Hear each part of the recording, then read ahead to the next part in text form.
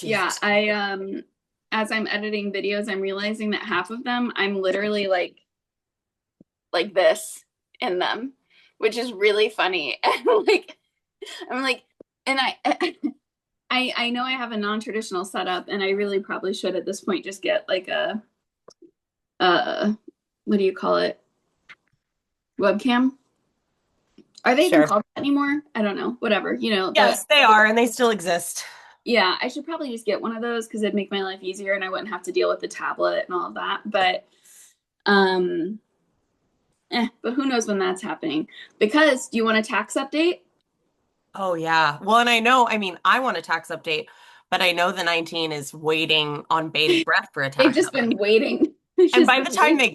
by the time they get the tax update, by the way, it will be, we have to remember as we're recording this It'll be that on our August. current rhythm, I think people will be hearing this in like August.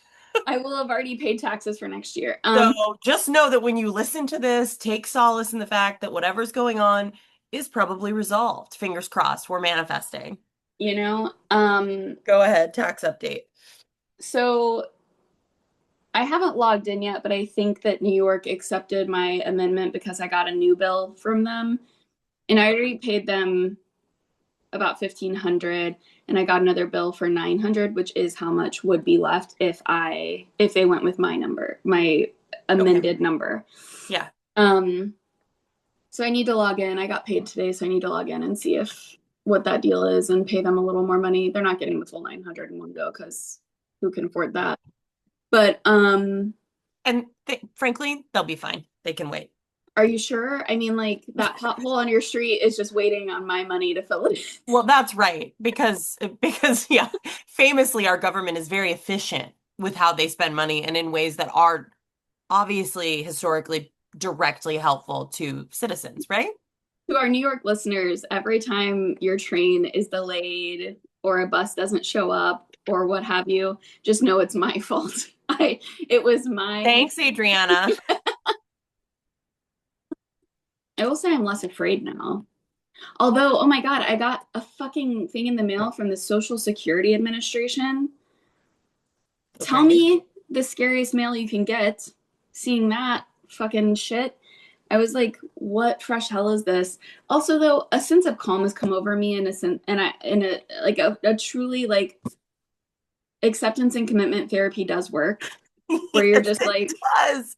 Yes, it does. I was just like, God fucking damn it, jeez. I mean, I was pissed, but I wasn't like I had a quick panic, and then it was like, bitch, there's nothing you can do about this goddamn horrible shit we're in, Yep. and whatever comes in this letter is gonna come. Yep. But it actually was they. I don't understand why it came from the Social Security Administration, but it was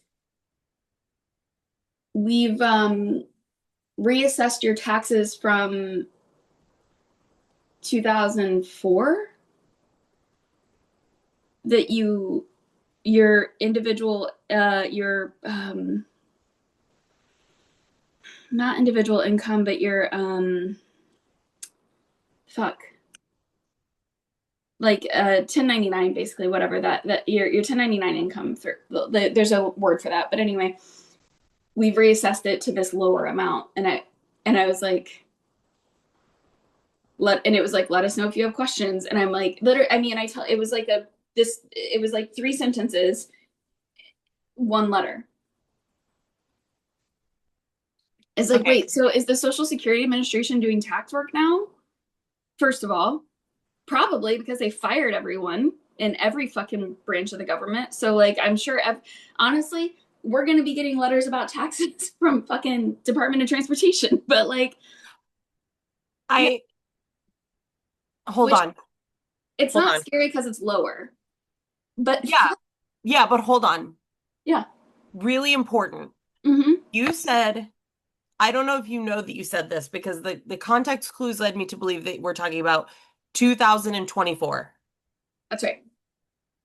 You said, Mm-hmm. roll the tape, 2004. Oh, did I? So I was like, Oh, that's hilarious. When I was in ninth grade, they you had to reassessed my tax. 1099 when you were a freshman? Well, that's what I was like, oh, we meant Yeah, to say and we were thinking 2024. Okay. yeah. But I just want us to think back to 2004. And because Oh I was my like, God, let's why are let's they sending this to you 22 years later? I was cleaning a church for a living at that point in my life. Um, And that it was looks like you filed your 1099s incorrectly. apparently. Okay. Um, Well, no, that is, I mean, yeah, what were the yeah. spirit of that message is a positive one, is that yeah, you were assessed to owe less. Hmm. And so that's fine. It just It's is true. weird. I mean, there is definitely part of me that's I'm like, so are you going to be paying me or what? Like, what do we? Real. How Because much are like, we talking here? no, I'm not. I just don't want to talk to them, so it doesn't matter. But anyway, yeah. So that was fun and weird. Wait, but this is a fun game. What were you up to in 2024? What was going on in your life? Do you mean 2004? Adrian, Yeah, are you fuck. okay? No, I'm not okay. What the fuck kind of question is that, bitch? You know how fucking unokay I am. Have you heard any of the story? I'm really sorry. It was an automatic question. What the I hell? put no thought into it before I said it. Will you forgive me? I'm profoundly not okay. Um, 2004, I would have been 13. I turned 14 that year. Okay. Um, I I was in middle school. I was good between seventh and eighth grade. That actually is the summer that I admitted to my best friend that I was in love with them with a chapter. I've told you about the chapter Yes. book thing? Yeah. Oh That yeah. was the summer of being at art camp and leaving art camp to bring my best friend the chapter from my character's perspective where she admits that she's in love with his character. And he read it and was like, yeah, it doesn't really, I mean, it seems kind of weird. It doesn't really fit with the story, I guess, but like that's fine. Like, didn't get it. That is such a sitcom thing. Like I gotta write about that. Let me write you that down. do. That is it's such a like given that I've just been watching The Nanny on repeat, I'm like the number of I mean there's like 6 seasons of the show dedicated to a character two characters clearly being in love and not acknowledging that or realizing it and Yeah. him in particular being like it didn't mean anything. I don't know. Like and truly being clueless, you know. Yeah. And like yeah, so you've got a good sitcom episode in your Listen. pocket there. It just occurred to me as I was jotting that down as a note to write about it, which my right now what I'm doing with my writing practice is I'm like jotting down like stems of thoughts of things that I'm like I want to sit with that and write more. Yeah. And I am writing like basically my writing is an exercise in like going back into a time and a place and like writing immersively as though I'm in it. So not reflective, not this happened in Okay. the past, but like Yeah. starting with like I am blank, Mm-hmm. and then writing from like inside of it. And so, but I'm like writing about people Okay. and it's occurring to me. And I mean, I'm for my own writing practice, I guess this probably doesn't matter, but like some of these things may turn into things that I want to share. Mm-hmm. And there are many people in my many significant figures in my young adult life who now are a different Mm-hmm. gender and use different Mm-hmm. pronouns Yeah. and or different names. Mm-hmm. And it's occurring to me that if I mean, I think I would do this anyway if I was like sharing or publishing like a story about a person in my life. Sure. Which I haven't really done with any of my writing. None of my writing has been like that. It's all been like self-help, instructional, kind of like Okay. So not sometimes biography. I'll use examples that are about me, but not really like ever really referencing other people. Sure. And I do think that's like a next direction my shared work takes, which feels like terrifying and scary to me. That's like a big block I think I'm overcoming. Anyway, all this is a long way to say it's occurring to me I need to like have conversations with some key people about this. Like, hey, if I'm writing about you when we were 13, what name would you like me to use? Or would you like me to change to a completely different person or like the different, like de-identify you completely. Yes, exactly. Um, but it's interesting also to think, I think different people in my life will have different answers about that. I can think of people who will be like, yeah, use the name and the pronouns you called me then because that's who I was in the story. And I can see people being like, oh yeah, no, definitely use the ones that I use now. Are there any people that you want to write about or are writing about, even just for yourself, that would potentially shut down the idea of the story being told in general, or that might not, that you're not in contact with? That's a great question. I mean, there's one person I'm in contact with most people who have I been know significant to me. it's a very impressive I thing. really, I really thanks. I'm not even joking. I really like envy your ability to hold people and their complexity over time. It's a life choice for sure. It's a lifestyle choice. Um, I mean, what's really interesting, I think about this is the thing that's always true of my mother, still is, that she like, and she'll talk about the theme of this for her was always she would meet people who would become significant to her because they were dating or married to somebody in her life. And then when they split up, she was always in this space of like, what do I do? I still care about this Yeah. person. Like, what does Yeah. it look like to like maintain a relationship with them, but still care about this, and like hold the complexity of that. Yep. Which she referred to as like, oh yeah, we kept him in the divorce, Oh like yes. that kind of Love thing. that. Love that. She still runs into, she told me last weekend she ran into my high school boyfriend's mom at the Oh farmer's market. my God. Um, and also his older brother's girlfriend who was dating the older brother at the time, and they're married now and have a bunch of children. Anyway, and my mom is still like, "Oh yeah, we kept Eric in the divorce, so it's okay. We didn't get divorced. We broke up in ninth grade." If he I hears this and I love got that wrong, he's going to be upset. I do love that's hilarious. I do love referring to every breakup as a divorce though. I think Yes. it's really Yes. Um, but anyway, no, I still, with the exception of one person who like fuck him, I don't care what he thinks, and I'll write about fun. him if I want to. I probably wouldn't use his name because I think he like would enjoy that probably a little bit, and so Mhm. I won't give that to him. But I also I he think I know which person you're talking about from your stories. oh, do you? Yeah. But this person also is a writer. And so I think also would be like if we had a relationship would be like, no, I respect it. Like, Right. yeah, write about it. I think you're wrong, but like, sure, write your version. Sure. Um, I think there's this person, in fact, by the way, I've told you this, right? That he has written a book uh-huh. that is like in many ways a fictionalized, semi-fictionalized amalgam of his relationships with many women around the same time, including me. But he doesn't name any of them. No one has a name in the book. Anyway, How whatever. come I wonder and Weird. I don't know. what does that tell us about the way this man engages with women? This was a man, by the way, if you couldn't fucking tell already. This was a man. Yeah, so anyway, so him, I probably will, I don't care what he thinks. Yeah, he can fuck. Um, and he won't care. I can imagine well, I don't know. I can imagine there might, this is just an interesting, I think, like part of my process is I'm actually gonna like have some conversations with people because I'm also not gonna like, put something out there that shares something that is someone else's experience and not at least give them a heads up.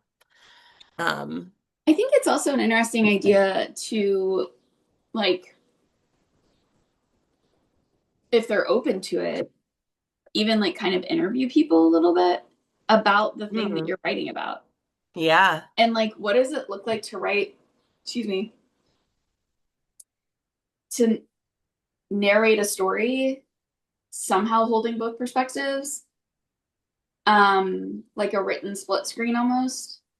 Yeah. and it would be interesting the moments when it becomes one, where Yeah. like where you actually do cross over and you are seeing things from the same perspective, and the Uh-huh. moments when you don't, that just, I mean, because it's not necessarily bad that you have the different perspectives, and it's also not Yeah. necessarily bad or good that you have the same perspective at any given point. Mhm. But that could be a really fun, challenging, albeit, um, writing exercise. I mean, that's really also I want to tell you that the holding of the pencil is giving it's very much giving like we're like in a classroom kind of vibes, and I'm loving This it. is what you can expect from the creative workshops that we're going to be putting on. So, That's right. It'll be both of us just like twirling pencils. hmm, huh, What do we think about that? do we think Mhm. about that?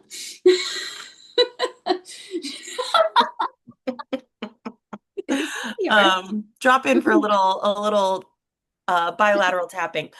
Um, yeah, I mean that's really interesting. I part of this project I think for me is like I'm exploring memory Mm, through writing. And this is something that comes up a lot with my siblings in particular. Um, Also sometimes my parents, but mostly my siblings. I think siblings are so interesting because they theoretically experienced a lot of the same things as you, but they are a different person. So necessarily they have a different perspective and sometimes like a shockingly different okay. perspective.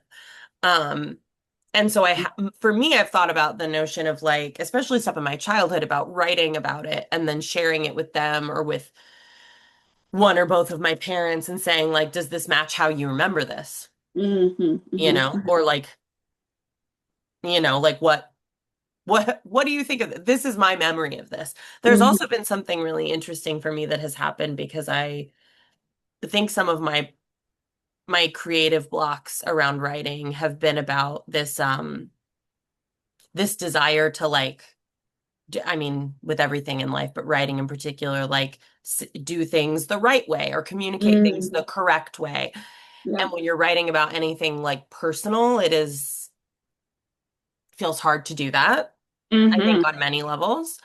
Um, but there is something freeing to me in the idea of like, oh, like all I actually can do is like write from my experience and like how interesting to have the acknowledgement of like this is only my version, Yeah. Yeah. of anything. Absolutely. Um, I think there is something that in thinking that way that shifts for me of like, oh, yeah, this might be completely bullshit to somebody else because it's just my version, and that's fine. 100%. I mean, this is why one of my favorite questions is like that I ask myself and when I facilitate and things like that. But like, what's something you were wrong about? Like, I just, Mhm. I find it very, it truly to me is the most hope driving question. Mhm. Like, being wrong is so fucking helpful. And Mhm. like, to your point, freeing and like Yeah. providing perspective and clarity that like there is more. So, like, because like I feel like suicidal ideation in particular often comes from like assuming like we found the end of things, Yep.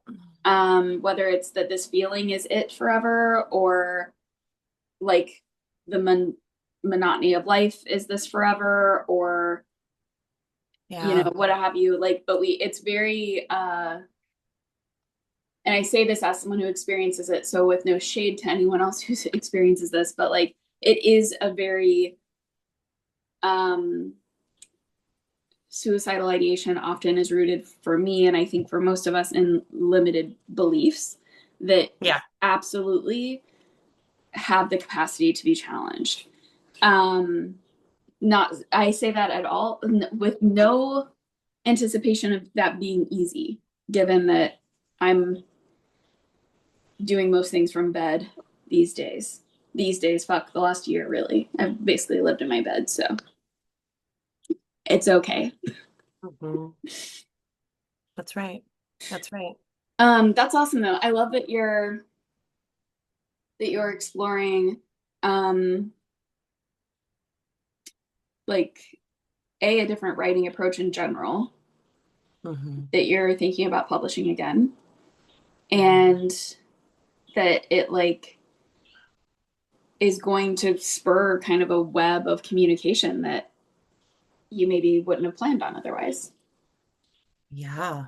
It's I think too, shout out to my therapist. It's helpful to also like use it as a tool to explore, like things that I feel like I'm exploring in therapy or things that Mm-hmm.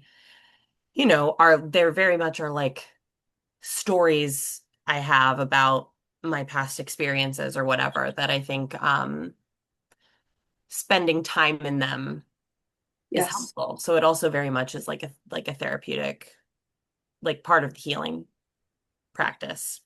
Um yeah. How do you, what is your emotional response when you, like, do you ever talk about something in therapy and like realize partway through the limited or perhaps even wrong perspective that you're holding of it? And like, what Yes. is your like emotional response when you, like, where do you feel that? Mm, I mm. So it's interesting because as you said that, the first example that came to my mind was actually not, I don't think exactly as an example of what you're talking about, which I definitely do relate to. The kind of like, oh shit, like as I'm saying this to you, as I'm recounting this to another person, as I'm hearing it, Yeah, which is yeah. usually what, by the way, what how I will say it to my therapist is like, I hear it, Yeah. and she'll be like, you hear what? Keep going, complete the thought. And I'm like, I was being unfair, or like this person was also struggling, or whatever. I think that's a lot of what it is for me, is because a lot of what I explore in therapy, and if she's Mhm. listening and she hears this, she knows it already. Hey mom, but it's What if our therapists are two of our 19? that would be so incredible Hey, if it was. gals, You better tell us if you're listening. what up? It's unethical probably if you don't. Um anyway, no, but like um a lot of a big theme of stuff with my mom, especially as I'm now parenting myself and I'm inside of that experience and I'm looking at my own lived experience as a child through the lens of what it is to be a parent. Mm-hmm.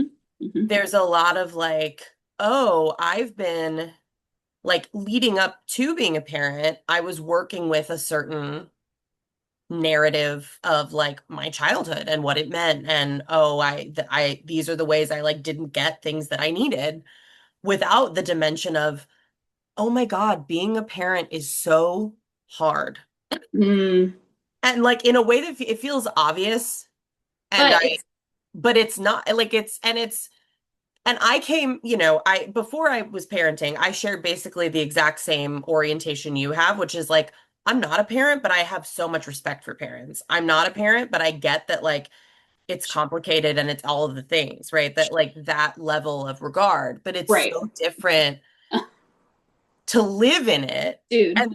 And then also to understand, by the way, and this is my like big thing, I'm like digging into this in therapy. I'm like reading, I have like 3 books sitting here where I'm reading about this, but like the epigenetics of it all, like understanding that like the way I was parented is informed not only by like my mom as a person, but also how she was parented and that how those people were parented, and all of this shit that just like it the In more in more than just a like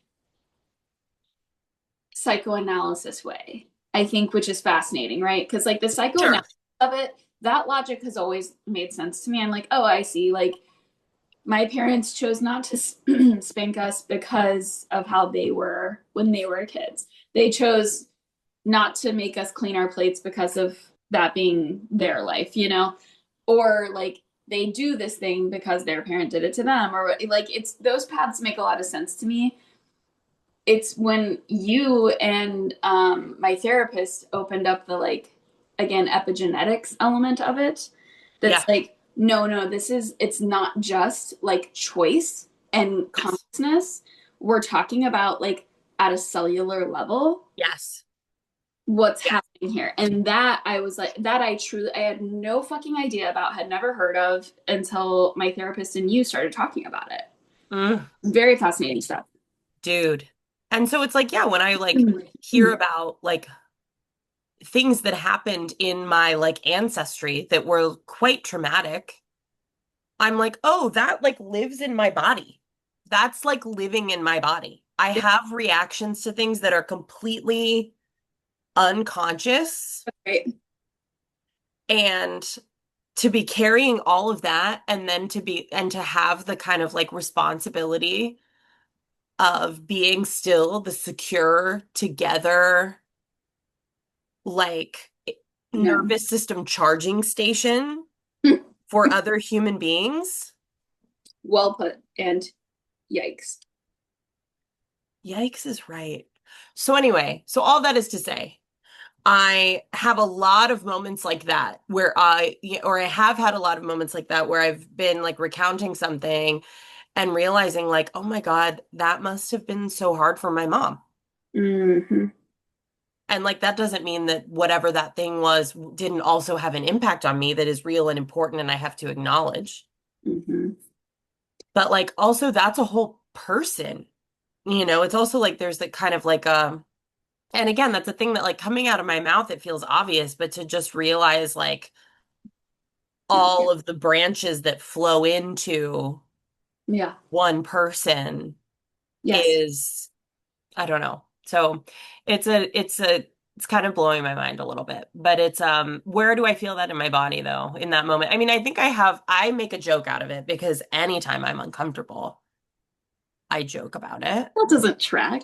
It's weird, right? Who does that? I personally Um, have never done that a day in my life. I know that to be true. I do. Um, no, I usually joke about it, but like the other day I was saying something and I was crying, like fully in therapy crying, and then I was like, I hear it. I hear it. It's mom stuff, I know. And I did make her laugh. I made my therapist laugh. And so that means I'm more healed than any of you. Yes, I'm talking to all of you, all 19. This is the amount of Monica and I will text this sometimes about how pleased we are when we make our therapists laugh Mm. because it really is just pathetically the most satisfying moment. What was I going to say? Yeah, I do want to say, because we talk about parenting a lot on here and you share a lot of your experiences. And I do want to be clear that, like, when I'm saying that, like, and this is not less for you because I know, I think anyway, you know this, but I guess it's always good to make be assumed explicit.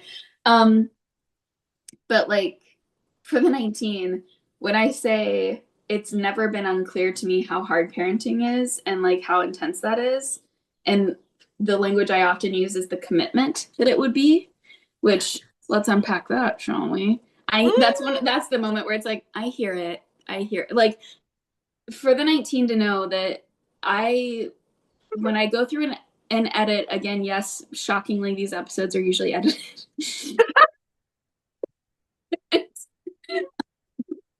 If you can believe it. with the highest of skill.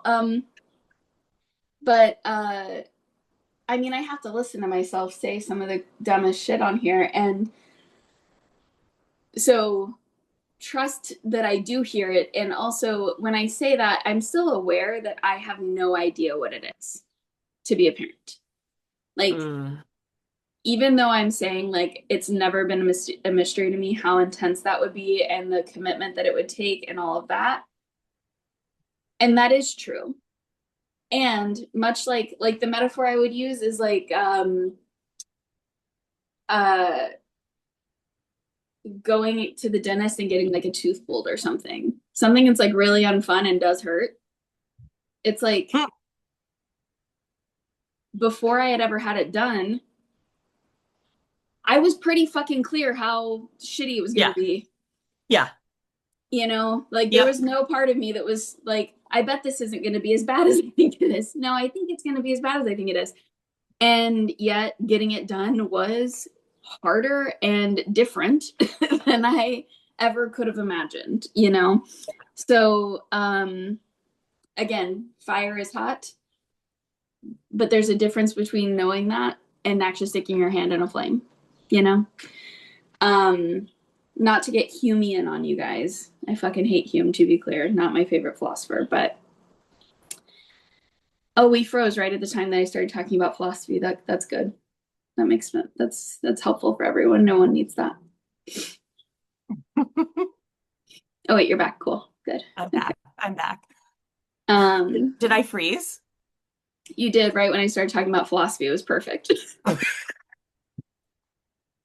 Literally, I said Hume, and you just it was great. Honestly, everyone should freeze when that name comes up. It's not really worth the time. He gave up on his own theory. It's like the most annoying thing ever. Um, Anywho, so I do just want to clarify that my respect for parents is I do have the awareness that I don't know actually what you all experience. So that's all. Hmm. Thank you for that clarification. I was actually planning to confront you about it, so I'm glad that you said something and you said something publicly on God's internet. A smoothie spit take, a smoothie this color. Fuck you. No. Don't you dare make that happen. Oh no, I'm freezing again. Mm-hmm. What's happening? Let's see. We're gonna have to title this episode Bad Connection Part 2, or Weak Connection was that other one. Yeah, exactly. I sometimes look at our episode names and I'm like, these are great. I know. They These are really really are. funny.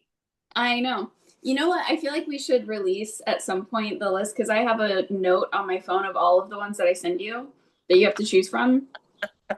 A little Yes. behind the scenes in the production of Anyway More Soon for folks is that when I edit episodes, again, yes, edited, I listen for things that could be good episode titles and I make a very long list and I send it to AJ and then AJ picks. And It's my um favorite. It's also how I remember what we talked about on the oh, episode. And then it's I'm like, oh wait, we had this conversation and this in the same. Really? well, and since we've been doing the every 2 weeks thing, I truly am just like I have no idea. It's like a mission, except for the stuff that I'm self-conscious about having said. Those parts I remember. But uh otherwise it's a full mystery when I go in to edit these. Um, is it your turn or my turn? For a question? Yeah. Let's I see. should know since I was editing, but I haven't got to the last episode. I think it might be yours, but I don't know. Either way, I've got a question. So, Why don't you do your question? Let's do it. I'm ready. okay, I've hang got an on. answer. Well, I have like several that I keep a list that I check off. Um, hmm. Oh, okay. I'm going to take us a little lighter since we went hard here. We went taxes, writing, and Therapy? parental epigenetic trauma. So let's take it. I mean, I say that is just where you and I live. Uh-huh. Minus I was the gonna say it sounds taxes. like our normal conversations. This is where we live. So it like I'm gonna ask this question saying it could get lighter. It could also equally just go dark. Yeah, don't doubt me and my skills. I can take shit dark. Exactly. Okay. What was your favorite place to go in the mall, including food court go-tos? I love them all. I Uh, love them. oh, I love them all. Okay. Okay. Okay. Yes, I'm ready. Oh, I have so many feelings immediately coming up about this. Okay. I, so going to the mall was like the fun, like weekend activity. I liked going to the mall more than I liked even going to the movies. They were right across the street from each other. Okay. And now I grew up in a small town that was like 20 minutes from town, which was Champaign-Urbana, Illinois, Hmm. Hmm. for for those in the know. Um, it was a college town, but like, all your typical like chains and shit, and that's where the closest mall was. So, but someone would always have to drive us there. That was like part of the mall experience was like whose mom is going to take us? Your mom can drop us off if and my mom can pick us up, whatever. Um, so at the food court, it's hard for me to choose. We had Panda Express, which I loved, Hmm. still Hmm. love, to be Hmm. clear. I still, if we are in like a certain part of downtown Brooklyn where they have a Panda Express across from a Burger King and a Shake Shack, Oh, I know exactly the spot. this is so, and when I'm with my preteens and my teen and they all want different things, Oh, what a solution. my preteen daughter and I, you better believe, will be at Panda Express. Catch Yep. us at Panda. So I love Panda Express. However, my mall food court also did have a Taco Bell. Oh. And I love me some Taco Bell. Mm. So it was back and forth. Was never clear. There also was a smoothie place that had a strawberry peach banana smoothie that I really liked. My sweet peach head. I love a peach. I know you I do. love a peach. I had a really delicious peach this morning cut up into my yogurt, which right now I'm Mm. on a yogurt hyperfixation instead of smoothies. Anyway, we're getting derailed. That's Oh, my mall just I food will court. say hemp seeds go really well on yogurt as well. Oh, trust and believe. It's Okay, full, good. it's full of those. Oh yeah. Great. Sorry, go ahead. You've influenced me. Great. Um, Shopping at the mall. Now, you have to remember that I was an aspiring emo girly, so I loved Hot Topic. I loved like a Journeys moment. Go look at Mhm. always wanted the Converse or the Vans. The skate aesthetic, like what was Yeah, it? oh yeah. Quicksilver, Billabong, all of that. Oh yeah. Hmm. I mean, I could never pull off like actually like we would always go look at PacSun, but like that was not Oh my but God. I liked to look at that Hmm. vibe. The mall is also my early experience of feeling fat. Um because I had Why? because I had teeny tiny little friends. One of little bitty friends. I had a friend in middle school who was also just a smaller build of a Yep. human, Yep. like Yep. um but also was had some eating stuff going on that now looking back I was like, Mm. oh, okay. But was very, very small and like would go to like Hollister and like Oh, stores like that Hollis. where I like, which Yeah. by the way, if I actually look at photos of myself objectively in middle school, like I would look at me now and be like, you are like an average to thin body. You definitely were because I've seen pictures of you. Yeah. And you were, I would say, a small person to average. Like, Yeah, like I wasn't like yeah, I don't think one would look at me and be like, "Oh, she's skinny," but like which was to that's be clear because what we were aspiring to. because friends, for example, at the time, Yes. like literally, unless all of your bones were like from here to here protruding, your arm could not even be overly muscular. Like it just had to be thin, straight down. We can't have a ripple of Oh no. anything. I mean, oh God, I Wild. so many things about like underarms, and they should never move. Nothing here should ever move. Oh, the number of times I would hear also older women Hmm. talk about bat Bat wings, wings. Oh yeah, which I got my bat wings out flapping and proud today. dude. I literally, it's like Got them it's tattooed and everything. that is one of the things that. Well, I want to get tattoos there because I want to tattoo parts of my body that I'm ashamed of, Mm, and to why? literally rebrand them.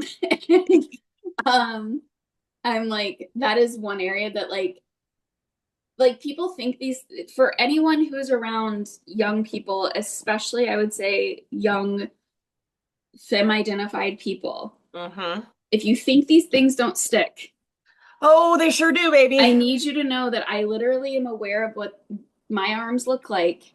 every fucking day up until literally yesterday when I casually caught a glimpse of myself by a mirror and my first thought was wrong, bad, Mm, mm, because of mm, this stupid shit from our childhoods. mm. So stop it. Fucking stop it. Yeah, no, we don't do that. We don't talk bad about our bodies in front of young people who are impressionable. We also You don't talk literally bad about started our bodies in crying. front of adults. Literally started crying. I'm telling you, my therapist has had a big influence on me. And Yeah, one of yeah. the things, in many lovely ways, and one of the things that she does, and she does this in session, where like she will like subtly, not anything super distracting, but like will subtly like tap when I'm telling like a distressing story. Or when I say something about younger me, like really like feeling vulnerable or sad or whatever, will do like Mm-hmm. very like gentle, like these kinds of gestures, like face caressing or like self-hugging. And I find it actually very helpful. That's awesome. I love It it. really is like there is something so comforting about that, like somatic experience. Anyway, Sorry. Okay, so the you were first experiencing internalized yes, homophobia. yes. At like we go to Hollister and Mm. nothing would Oh, fit me there. So like I well, would go, they proudly ended their sizes. Like you had yeah, to have, like you literally had to be small to go there, and it was like a thing. Like they yeah. crammed it for. Yeah. I liked the store that I would shop at and wear clothes from that was like any kind of like status symbol store was American Eagle. I really liked their jeans. I really liked because and they had a little more of a like Yes. yeah, like it didn't feel so preppy necessarily. They had the like. I mean, honestly, it was like the uh like they were holding on to certain elements of grunge aesthetic, Yeah. and a wee bit of skateboard, not a lot, because there was definitely they had a lot. It was like the um we're taking back the Izod aesthetic of polos and Hmm. shit. Like we're taking it back, but we're like in the desert, like like we're Yeah. yeah, yeah. Yes. No, absolutely. So I liked shopping there. Um I have a small child out there knocking at my door. Mommy. Um, and I hear my wife right behind her, like, hey, she's on a call right now. Let's go do something else. Um, those are the main places that I can think of. I mean, I loved them all. I still love shopping. I enjoy the experience of shopping a lot. One of the moments where I felt that, oh, maybe she is the one about my wife was an early experience of us going shopping together because there was Aw. something about, especially having grown up and like even into like earlier adulthood, which is when Laura and I met like in our mid 20s. Um, I was usually like the largest person in any given like group of friends or whatever, like didn't not a lot of people who had similar body types to me. And so if I'm ever like shopping with people, we're going to places they want to go and I'll like tag along and that's fine. And if I'm shopping for me, I'm doing that alone, Right. and I like it and it's fun. And I actually mostly prefer shopping alone because I don't like to be beholden to what anyone else is interested in or not. I want to leave when I want to leave. I want to look at what I want to look at and not worry if someone else is waiting on me or whatever. But so these were being at the mall with my friends was also early experiences of learning that about myself. But no, I remember going like clothes shopping, me and Laura, and like shopping at the same places and like not feeling that sense of like feeling rushed if I was looking at something and we kind of like would separate and come back together and it's like very so that Mhm. was a yeah, that was an early experience of that. That and her saying, I love that you're always hungry at the same time that I'm hungry. I love it so much. Um, yeah. So that's my association with the mall. What about you? Well, what about department stores?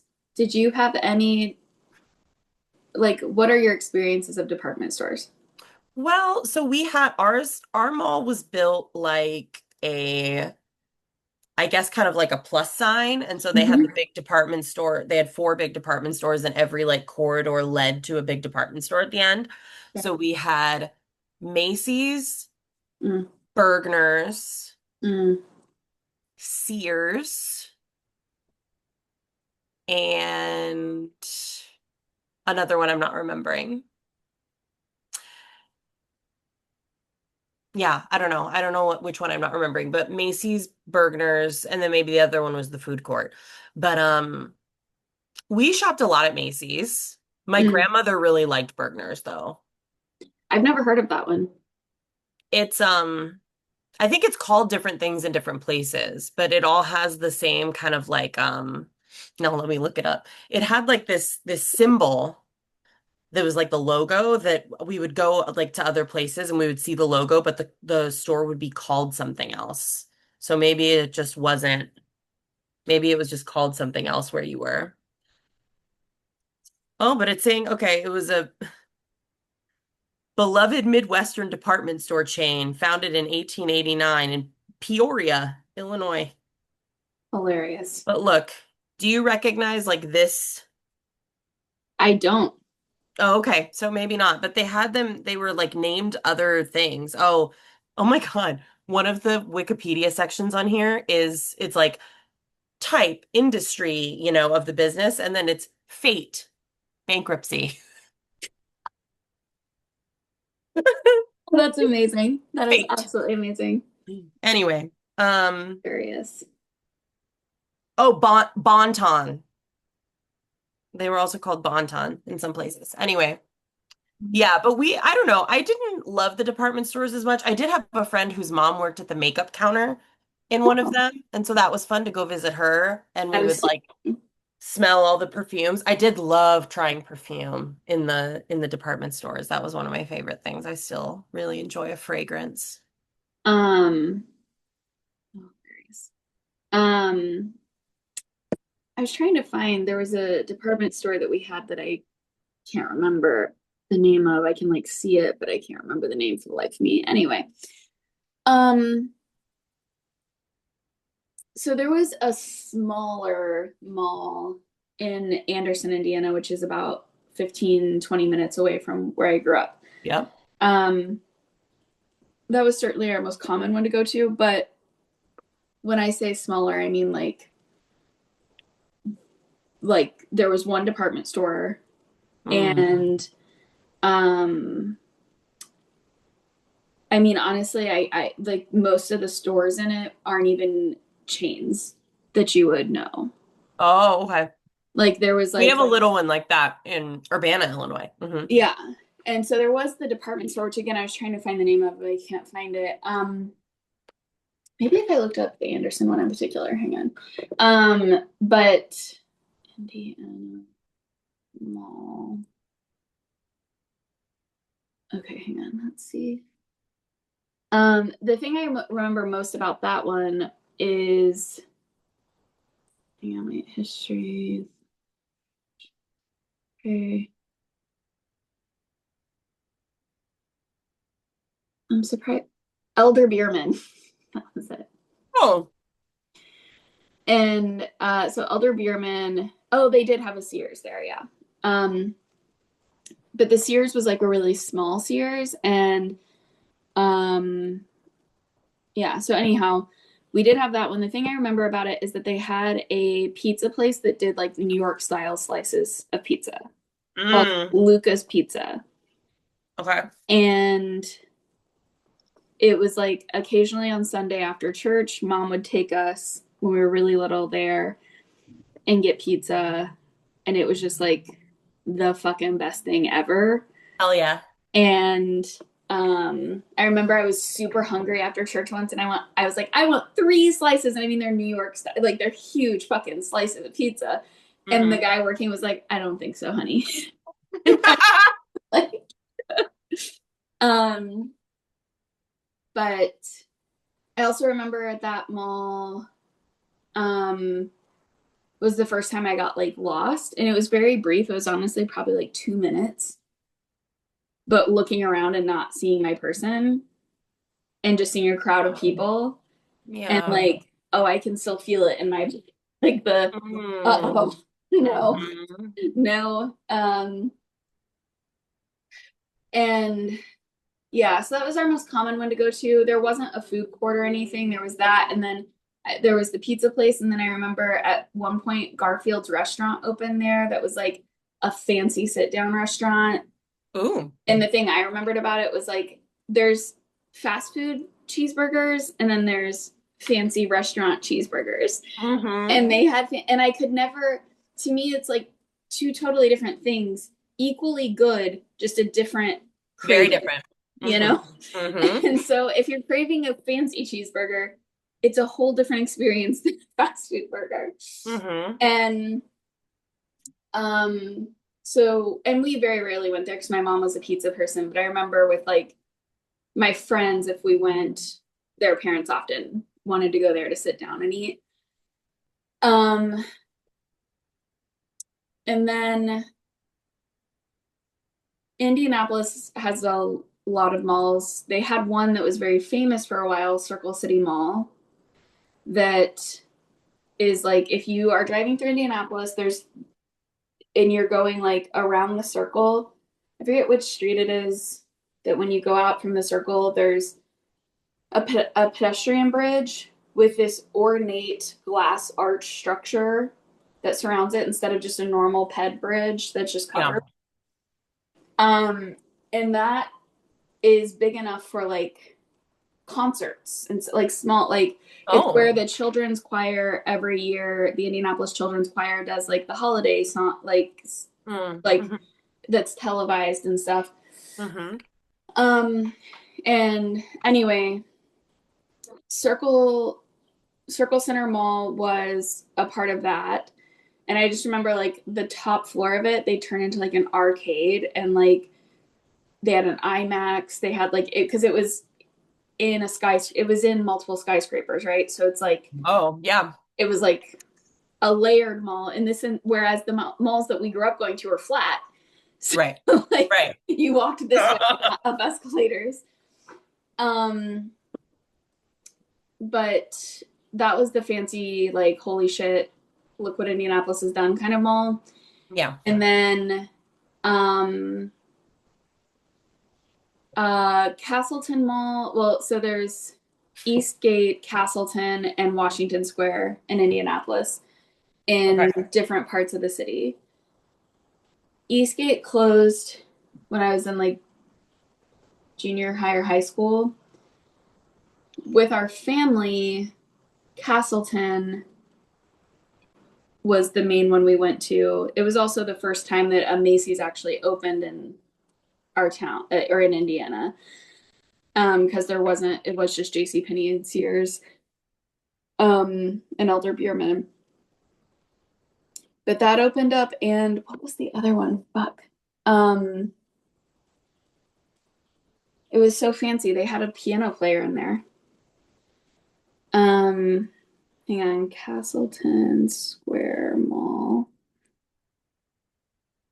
department store. Because I remember trying on prom dresses at this place, and I got stuck in a dress and started having a panic attack and sweating. So it was getting more and more stuck, and my sister was like laughing, crying on the floor, just like dry heaving or like without air, saying, "I'm sorry, I'm sorry," but she couldn't stop laughing as I just sweated in this dress that was fully stuck on. Oh my God. Yeah. Um, Let me see. What was this one? Von Mar. Oh, I remember Von Mar. Yeah. Oh, it was Oh, so yeah. fancy. And Hmm. and Yeah. so this was when I was anorexic, and the dress that I was trying on was or let me say, this was when I was in an active phase of anorexia. I'm sorry. Um I have to pause you. And I'm sorry if this comes across as disrespectful. There is something that is just so divine about the way you're like, yeah, this lovely story about my sister. Anyway, yeah, so this is when I was anorexic and blah blah blah, blah like just Bam, right into it. Okay. It'll make sense when I tell you that the dress I was trying on was basically a replica of the dress that um, Kate Hudson wore in How to Lose a Guy in 10 Days. That butter yellow. Yeah, just so it's a form-fitting, thin, like sateen dress, and I am now having a sweaty panic attack because I can't get it. Oh my God. Yeah. Um, Oh my God. so there's Great that. dress, though. Great dress. Great Oh, I movie. mean, great movie. God, she's so fun. I think I told you this because I went on. I it like is driving me crazy. I watched it on a plane like last year, and I was like, why are we not talking about how funny Kate Hudson is? She's hilarious. Like, I feel like I remember when that movie came out, it was such a big deal, but she is her like comedic acting and physical comedy in that is so Oh, good. it's so good. Oh, it's And so I'm good. just like, let us talk about it, people. It's so good. Have you watched Running Point? Oh yes, big fan. I mean, Okay, okay. I binged it when it first came out all the way Yeah. through because are you kidding? Mindy Kaling and her Yeah. Okay. and several other people in it that I'm Just like, making sure, yeah. just making sure, just making sure. Oh no, big fan. Yeah, so she's still hilarious. She is. I that film though, I truly am like the amount of like just the physical comedy of it all. That real talk. I mean, just to say it bluntly, some of that might not be possible anymore due to body modifications. Some of the facial Yeah, expressions that were real, done back in the real, day. real. Anyhow, um, so that happened, but yes, hot topic. But I was broke most of the time, so like I didn't actually shop for clothes in malls very often. Um, very much a Walmart clothes person, but what I fantasized about was Hot Topic, PacSun clothes, and when they had sales, I went hard. Yeah. I literally bought band t-shirts of bands I didn't know because I was just like, it's on sale, gotta have it. and like, um, and then I remember we had a Walden Books, Oh yeah. which I loved that, and then FYE because I bought CDs like crazy. That is where my Yeah. money went. Um, and then we had like these other stores called Karma that were kind of like a mix of like corporate music and head shop come together, Yeah.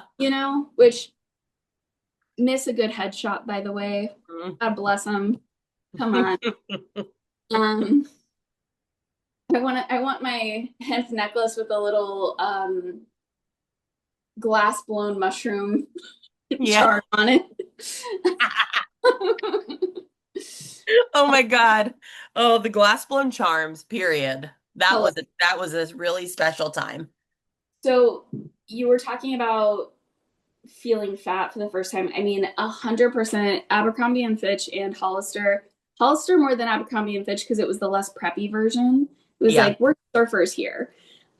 Which I love how much surf shop aesthetic took off in the mid fucking West. Oh, Like, we okay. loved it. Yeah, I mean, listen, I loved the OC too. Apparently everyone did. I never got added into the OC. My sister certainly did. We had the box set of season one, I remember. But That's of course where my love of like skinny nerdy white boys came from. oh, interesting. See, mine was like Gilmore Girls in that 70s show. That's fair. Yeah. Yeah. Mhm. Skinny, well, also like rebellious. I was like, oh, he's Oh just no. understood. No one understands him. He's just hurt. And he needs to figure like I can fix him. someone needs to love him enough and he will be better. Um Sean That Hunter. it turned out to be totally true, by the way, right? I've fixed so many men, it's crazy. I Well, mean, I have turned a lot of them gay or trans, so I yes. guess Say depending I would assume you personally are responsible for that. You did that, and I think you should so. be proud. I think so. Um No, when I was actively anorexic and overexercising and got down to a very tiny little body, um, a moment of really sad, fucked up pride was I didn't buy them at Hollister because who could afford it, but I found Hollister jeans at Goodwill and I could fit them.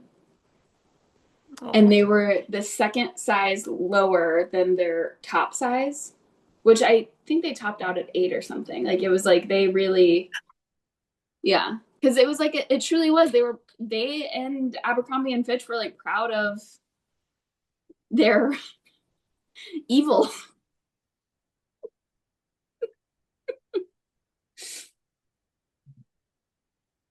Oh my God, it froze on you tapping peacefully and you look angelic. I want to know whose version of the Frozen is going to get through in the recording. Like, It are was they going to see me frozen or you frozen? That's the question that I want. it so we had this issue in one of the episodes I was reviewing recently, and it was funny because basically just like where Zoom normally picks one mic to run. So like if you're talking and I'm laughing, oh, you're frozen again. Damn, dude. What's going on? Shit. I hope. Um, oh, help. Here's the thing is that right now, my computer is telling me I have like full internet. Yeah. However, it could be due to the fact that, oh, see, your face is still frozen for me. I can hear you though. Oh, there you just came back. Okay. Interesting. Um, that wasn't very interesting what I was sharing, so we can just cut that off. Um, anyway, um, what was I saying? Anyway, yeah, so I fit into Hollister jeans, so obviously I mattered. That's really it. Oh my God. Stay frozen, stay frozen. I need to take a picture of this. Oh, it will. It froze with you with your lip It's out. really good.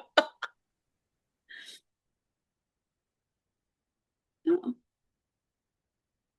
oh, we're still recording, even though AJ went away. Now we know it's for sure my internet because it wouldn't have ended the Zoom meeting if it wasn't my internet. Well, your little bars show up on mine and they're just going up and down, kind of. That's wild. I don't know why. They're staying the same on mine, but It's do you think probably just the wind and the weather and fascism. I think it is definitely that. Do you think it has anything to do with the fact that there are 6 people in my house and probably we're all on devices right now? That can't be it, I must probably not. I think that has nothing to do. Internet's unlimited, right? obviously, especially in Brooklyn. There's Yeah. never been internet issues in Brooklyn, that's for sure. No. Weird. I remember Weird. how often my internet would cut out and when I was living in Brooklyn and they would like I think I told you I would literally have the router like sitting on my desk beside my laptop and when I would call them about it they'd just be like, "Yeah, I don't know." Just like, "Okay, there is no solution." What if, what if I started approaching like my work as a coach, just like people would be like, I'm really struggling with this. And I'd be like, yeah, that sometimes happens, man. I don't know. It sounds hard. It sucks. Thanks for calling. Thanks for Oh my God. Fortunately, that is sometimes what I end up doing is being like, this is painful. You're in a painful time. Well, I mean, yeah, there is definitely that element. I think the part is the part that's different is well, Well, which I mean that is a very real response many people have. Anyway, my food court oh, gimme. situation. Well, also Washington Square Mall is the one that I started going to when I had my license and could go. Okay, okay, okay. Um, it was slightly closer than Castleton, and they didn't have, by the time I was in high school, like malls were falling apart clearly. And Well, so um they had a Target attached, mm, not a proper department store. Um and there were a lot of like, I mean, you would see, for example, people being chased by police through the mall on a regular basis kind of situation. yeah. Um, but they also had a, oh my God, fuck. I looked this up the other day and I can't, I sent it to you. I remember because you were like, I've never heard of this. There was this brand that was supposed to be like college gear that was super cheap. Like what are, how is this being made? Yeah. Yeah, yeah, TB, yeah. Yes. right? We start to have ethical questions. Yes. Even before I knew what ethics were, I was like, something feels like, because my dad did raise me to believe, like, if it sounds too good to be true, it probably is. And so I was like, yeah, puffer jackets for $10 is probably too good to be true. Yikes. Um, I mean, I definitely bought one because look. Um, Sure. but I remember at some point, like a bunch of celebrities started having clothing lines through this company. And anyway, they had one of those in Washington Square Mall. But Yikes. anyway, my food court thing, because Castleton did have a food court. So I was a, we didn't have Panda Express. We had like some other like Chinese oriented restaurant. And so it was orange chicken. And this was the only time we could get orange. Yes. And it Yes. was the first time you had Chinese food was at the mall. Um, yeah, so good. And then the cookie store, Oh, yeah. Oh my God. they had, Was yours a Great American Cookie? yes. And they had, I don't, okay, so two things. My mom would always get a no bake cookie because she loves those, Hmm. even though she made them at home all the time, but she, loved getting a no bake cookie there. And they were always Totally. huge, right? So the cookies were enormous. Yes. But they also always had cookie cakes. Oh, fuck yes to a cookie cake. And my thing was always getting a piece of cookie cake because it was a thick chocolate chip cookie with icing on it. I was like, yeah, dude. Hell yeah. Oh my God, I can taste it right now. Oh my God. Woo. Love a cookie cake. Love a cookie cake. Are you kidding me? That's one of the best moments in Schitt's Creek when when what's his name sends David a cookie cake and he's like, the cookie cake was too much, and he's like, it's just a cookie cake, David. My sister was the cinnamon pretzel person. She still, Oh, if I there's mean, something with cinnamon sugar, my I, sister is on yes, it. heavily fuck with an Auntie Anne's Yes. cinnamon sugar pretzel. Another one we had in our mall was a store simply called Caramel Corn or Caramel Corn, like all one word. And they had caramel popcorn, they had cheese popcorn, and they had like the Chicago mix. Yeah, yeah. Um, and that was a favorite as well. And it made the whole mall smell incredible. Oh Like God, yes. it was that was definitely a feature of the like mall smell that I'm used to. Absolutely. Do you Mm. ever get NTNs at Atlantic Terminal? Oh yeah. Are you kidding? I walked by it so many times, and it's so interestingly placed where there's no entrance to a store. It's at like the bottom of escalators that just go outside, Yes. and there's just an Antiques by Well, itself. that's not true. There's an entrance to one store, and that store is Old Navy. And Oh, the entrance to Old Navy is down there? yes, Oh, okay. and Interesting. I do find myself at Old Navy a fair amount. They have some of the best, most affordable activewear for fat people.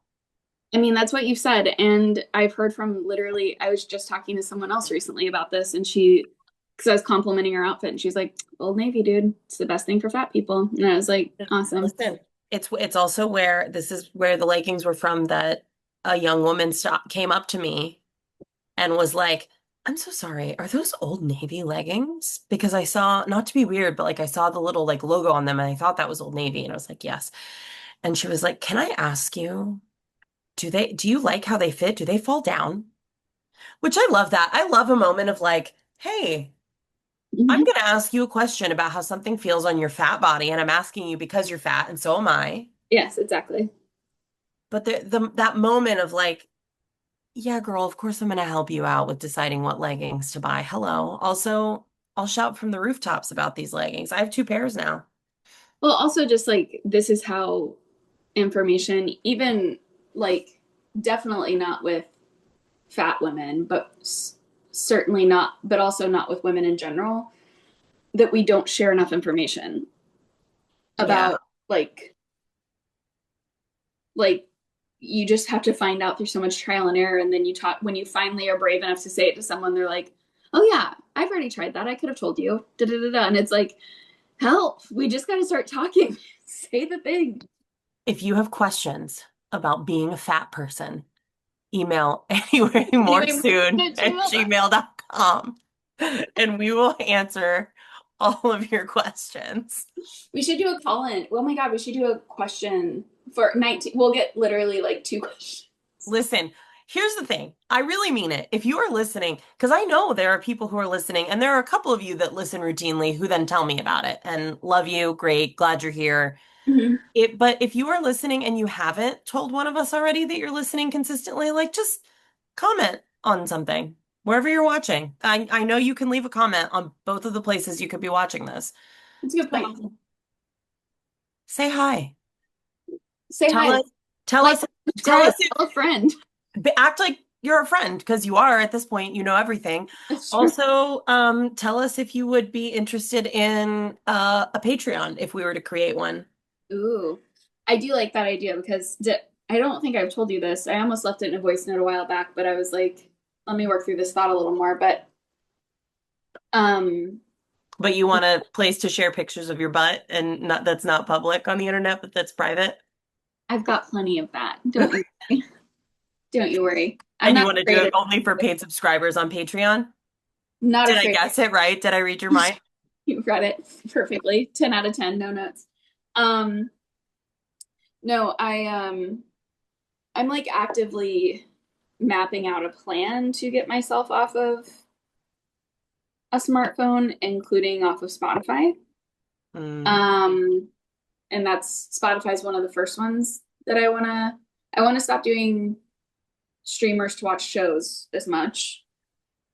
And I want to uh get off Spotify. So I'm trying to figure out like I'm trying to be realistic basically about what that would look like. mm, mm-hmm. And because it's clearly not good for my brain, to be honest. Like Mm, I'm taking in way too much content all the time and not doing yeah, enough of just no content time.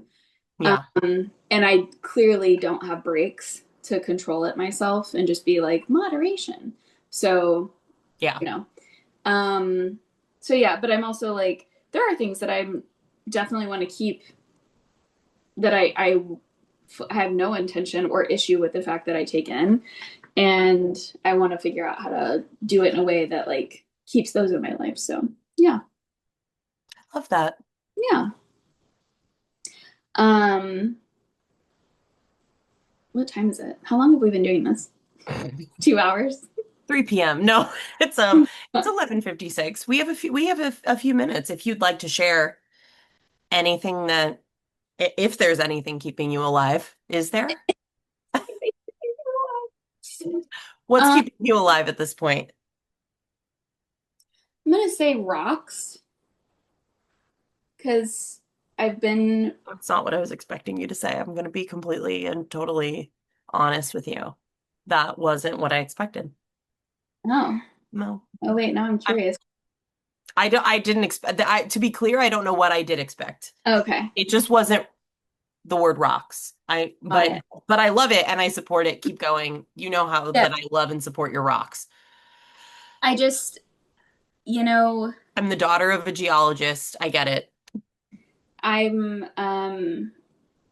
I've always enjoyed collecting rocks, but in my somewhat depressive state, when I can't motivate myself to do much, sometimes I can motivate myself to say, you know what, if you just go to Loyola Park in Rogers Park, you can get as many rocks as you want. And it then involves taking a walk by the lake and with like the like beach grasses and everything. It's just all very lovely. And you know, good for me. And then I have a bunch of rocks that I just get to like futz with and play with. And one of my best friends, Monica, shout out Monica, Shout uh, out. has so kindly invited me to co-parent a rock tumbler. So likely Love. this weekend I will be going to pick up the tumbler for it to live with me for Have to another have a month. weekend. It's It's gonna weekend at Dad's house. it's actually gonna live with me for the foreseeable future, and then Monica will be doing visitations. Um Okay. Okay. yeah, yeah. Got it. So but yeah, so that's mine. What about you? What's keeping you alive? Okay. I love that. Well, there's a dove outside the window currently, which I took a photo and I will send it so we can include it. But literally this dove is like perched right here. I mean, I'm gonna take a video right now actually. So I Do can it. while I'm talking, I I love can it. then show my view of this little sweet guy Oh, just there right outside my window. I think it's the same dove that's been coming back to the feeder. And okay. um it's only doves now. The cardinals haven't really been visiting for a while. There's some finches and some sparrows that have been popping by, but it's really mostly doves lately. Um, What is the migration pattern for a cardinal? Because I wonder if like if their eggs have hatched and are, if they're empty nesters now, I wonder if they do move on. they probably have, which just makes me really sad because you know how attached I was to my I know. cardinal pair, but that's okay. I also I imagine they'll be back in the winter. Like they are one of the birds that like remains year round. So that's fine. I also think I'm actually technically not supposed to be supplementing the birds' food right now, especially when we live by with a tree with like so many insects, so many berries, so many things that like I think I've read that like you're not supposed to feed birds in the summer the same way because there's whatever. I What the think fuck? it's fine. It's not the end of the world, but was that just like a tuft of Tony hair? Yes, because she's over here just like rubbing all over me. Yep. And so And we're, so her oh, little tufts are coming out. yeah. Yeah. Um, You have another little shave coming up, so that'll be fun. But Another thing that's keeping me alive is that my child was part of an art exhibition for his school district at the Guggenheim. And that on its own was super rad. Really fun, really special. He didn't think it was that cool, but I was like, trust me, when someday you're gonna be like, Sunday, this is cool. But anyway, they gave us this amazing, like, here's a goodie bag, and it's like a beautiful tote bag with art on it, front like a Guggenheim tote bag. And then they gave us an origami kit with oh, all of cool. this amazing origami paper. Dude, shut up. That is gorgeous. And so yesterday I didn't even talk about this and I thought I was going to, but yesterday I came home from like my kiddo graduated from eighth grade, valedictorian, by the way, surprise. And we had a great morning, lunch, everything, came home. I took a nap and I woke up from that nap and it was like I was just like not good for the rest of the day. Like I was like very groggy, very tired, felt like shit. And at one point, I was with the toddler when she got home from school. She really wanted to see me. And so she came up to cuddle. And at one point, I fell asleep and she went out in the hallway from the art supply stuff and got the box of all this origami paper and then came out and proceeded to dump it all. But that's how I even got to see that it's this like cool paper. Like it was in a Amazing. box that did not indicate, and the backs of it are solid. Dude, So I'm like, I guess I'm going to learn origami. I learned back in the day how to make a couple of things and I've forgotten. Yeah. But my most impressive was learning to make the little frogs that you could make them Oh, jump. nice. Yes.